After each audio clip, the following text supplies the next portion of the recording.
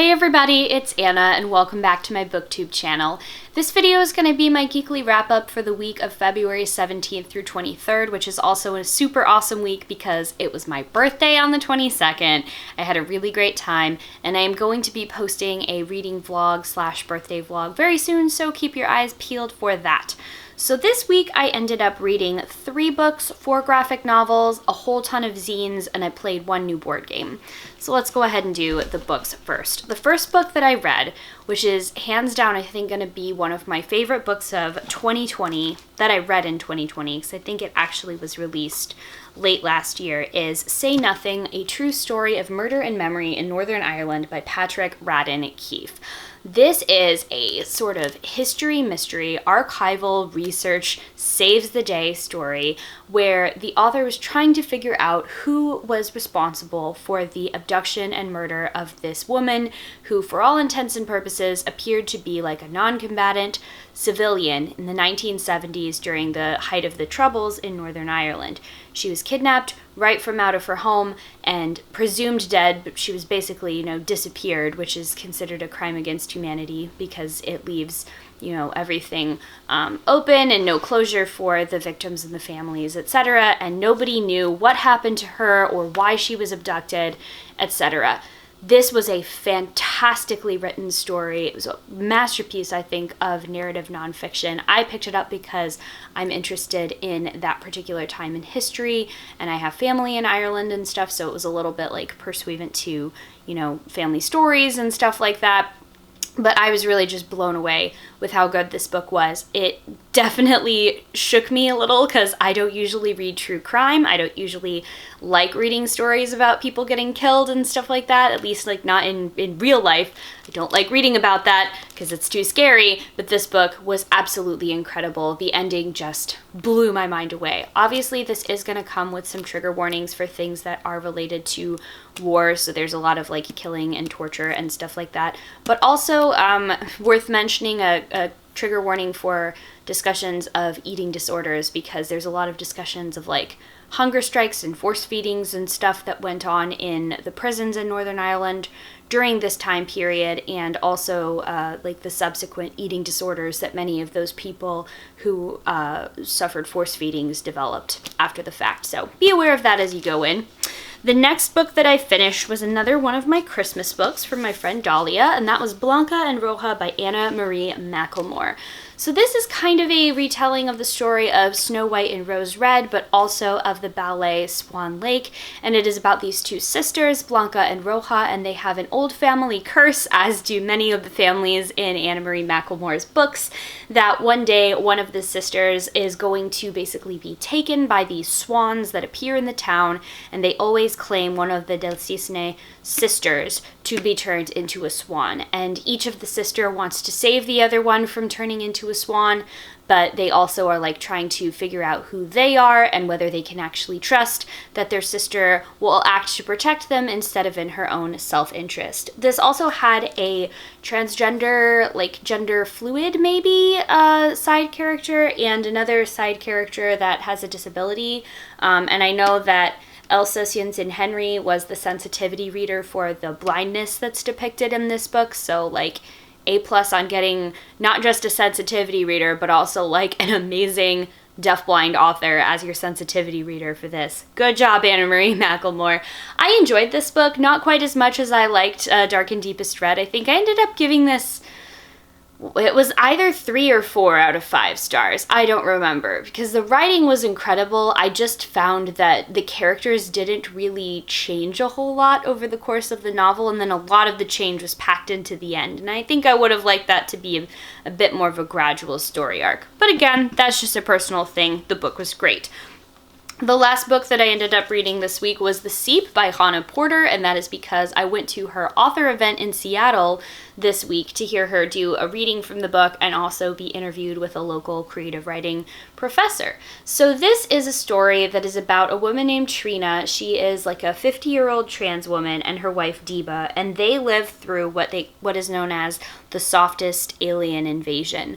So Earth basically gets visited by these aliens that are called the Seep that you can't really see. They're kind of like molecules or particles or something that go into the water supply, and they don't experience embodiment, they don't experience linear time. So they come to our planet basically because they are fascinated by the human experience of separation and endings and conflict, and they kind of just want to play around in that. So the Seep basically just obviates the need for capitalism, for a scarcity mindset, for anything that is causing, strife and discord among human beings. And most people are really excited by this, but Trina really doesn't like that. She is a doctor and an artist, and at the same time that she recognizes that the Seep has basically saved so many lives through medical advancements, she's also worried that art doesn't mean anything when it isn't defined by the sort of finite, mortal nature of the human experience. She also doesn't like the fact that the Seep makes everyone kind of feel like they're on drugs all the time, like they're on psychedelics or something like that, and she just thinks that that's, too much stuff in her head. And then the final straw comes when Trina's wife, Deba, decides that she is going to use the Seep technology to essentially go back in her own timeline and be reborn again as a baby to experience life growing up with parents of her choosing in like the south of France, speaking her native language growing up. And Trina's like, no, how could you do this? How could you leave me like this? And Deba's like, well, I'd give you the chance to become my parent. And Trina's like, what the hell? No, I'm your wife. I don't want to parent you. So this was a book that I kind of struggled with because I think that the premise that the book set up was amazing. I don't know that the payoff was as good as it could have been. It was really short. I feel like there was a bigger story to tell here.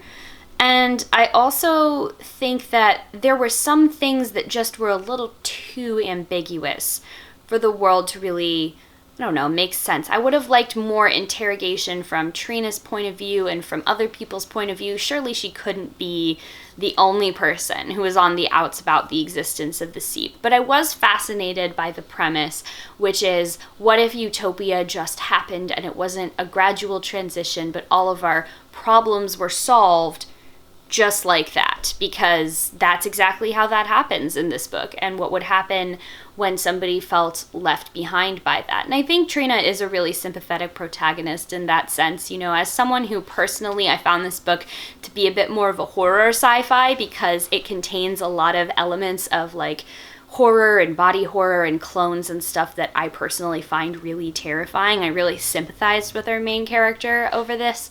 I would have been interested to see a little bit more of that from this book. So ultimately I gave it 3 out of 5. I also read 4 graphic novels. The first of those was Castle in the Stars, The Space Race of 1869 by Alex Ellis. And this is a beautiful watercolor graphic novel translated from the French. And it is about this young boy whose name is Seraphin, and he and his father are mourning the loss of Seraphin's mother, who was an explorer that was trying to find a mysterious substance known as ether that exists in the Earth's atmosphere. So when they get this mysterious letter saying that a stranger in Prussia has Seraphin's mother's notebook that contains all of her lost research, they have to go to Prussia and basically follow the trail of clues to see what was going on with his mom. There's a lot of like fun steampunky hot air balloon adventures. King Ludwig, who was Mad King Ludwig, who went and built all of the castles and bankrupted his country, is in it. It's got a really fun, sort of fantastical take on the space race, and it is part of a trilogy, so I am definitely looking forward to reading the next one. I also started reading the Hilda graphic novel series by Luke Pearson. The first one that I read was Hilda and the Midnight Giant, and then the second one that I read was Hilda and the Bird Parade.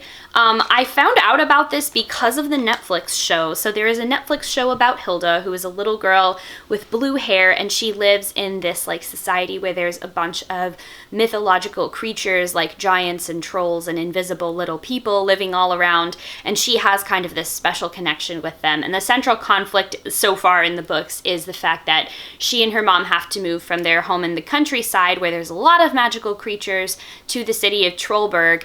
And Hilda's really worried that she won't be able to go out and have adventures because she likes spending time outside and going on adventures, and she thinks that she's not going to be able to have that in the city. And I just adore these books. They're super cute. The illustrating style is so inventive. It makes me think really differently about like body proportions and how I can draw them in like my own stuff that I make in order to tell stories and get that across. I am kind of reading these out of order because I didn't get the first book from the library until just now, and so once I finish the fourth book in the series, I'm probably going to go back and, you know, read the first one. But I think you could read these out of order, you know, like they read just as well as standalone adventures, and this is making me even more excited to watch the show. I also ended up rereading the deluxe volume 1 of Paper Girls, which collects the first 2 of the trade editions into this gorgeous hardback.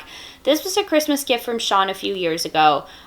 This past year he gave me the volume 2 hardcover and then also the last paperback, which contains the conclusion of the series.